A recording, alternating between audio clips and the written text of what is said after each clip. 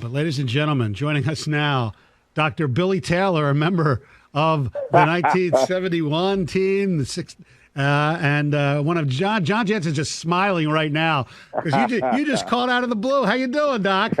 I'm good, Stoney. Hey, Big John, how you doing, my brother? Go Blue. Hey, go Blue. I'm so excited, and what a treat on a Friday to talk to the great Dr. Billy Taylor. And hey, did you know that this weekend you're going to be the highlight from about noon to about 3:30 or 4 in regards to your games against Ohio State? You know, I have to give a shout-out to my son, Will Taylor III. He's listening. He told me about your polls you guys had yesterday. I was asleep, man, and then I heard something about that on the air, and so I'll definitely have to tune in, but it's always great talking to a great Michigan man. So I'm glad we were able to surprise you this morning. This is a tremendous surprise. And so I've got to ask, all right, because you were a part of some epic games at the University of Michigan, and you were there when Bo came to Ann Arbor, and you played in that 69 game. Obviously, we're going to highlight that one as well as the 71 game. What's your favorite memory of carrying the football at Michigan? Wow. Every game was huge. Our objective, and as you know, playing for Bo, we want to beat everybody that we play.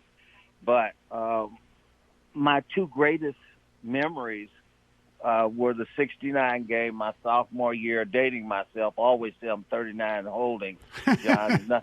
Nothing gets old but clothes, but that was the biggest game I think that I played in, because Ohio State, as you remember, was number one in the country for 2 straight years, and people said Michigan had 2 chances of winning, slim and none, and our local paper said we should just forfeit the game, but we upset the Buckeyes 24-12. And but my greatest individual moment, you mentioned the 1971 game, and I was blessed and honored to score the winning touchdown, to beat the Buckeyes. But it was a team effort, No one player, I don't think, beats an opponent in a team sport, by themselves.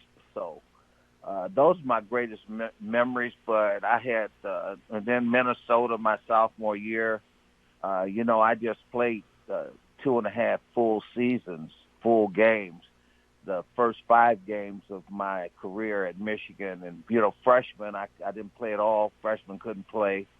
And then my sophomore year, I had a separated shoulder. So I got in the first 5 games for a play or 2. And then I started mid-season at Minnesota and, walked away from that game with 150 yards and 2 or 3 touchdowns. And so that's a great game. But, all the games that I was blessed to play in under Bo and run out of that tunnel with the winged helmet, stand out in my mind. What was it like playing behind Deerdorf and Brandstatter? It was amazing. I was recently communicated with Big Dan Deerdorf a couple of days ago, because when I was down in St. Louis not long ago, I went to a restaurant, and they had pictures of him still with his number 72, at this restaurant when he was with the Cardinals.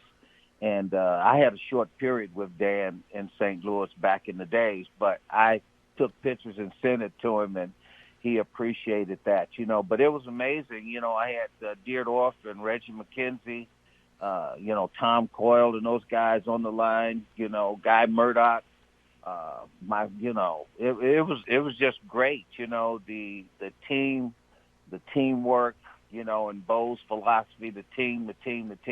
It was one of the greatest times of my life, and I'm sure you probably feel similar.